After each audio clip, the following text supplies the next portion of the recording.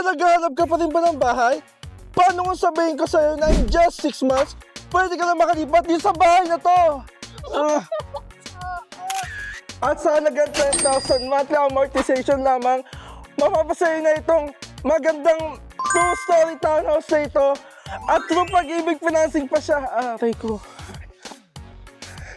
Ito ang turnover unit na may lot area na 48 square meter, napakaliwalas na magiging sala mo at dining area. Meron na itong 2 bedrooms, kasama na din partition ito.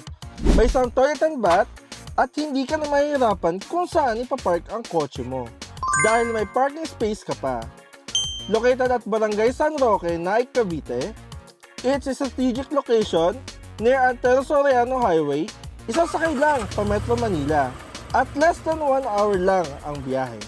And the best part, the community features amenities such as swimming pool, entrance gate, guardhouse, multi-purpose hall, basketball court, and a clean green environment that encourages waste segregation. Maganda din ang location nito dahil malapit ka lang sa kailangan mo. Walking distance lang sa school, church, malls, markets, at hospital. Lahat ng pangangailangan mo, andito na. At kung interesado ka sa property nito, tara, samahan mo ako at mag-preserve na tayo habang nandito pa ako. Muli, this is RG, your property specialist. Tara, kumuha ka na. Ang hirap kumita ng pera.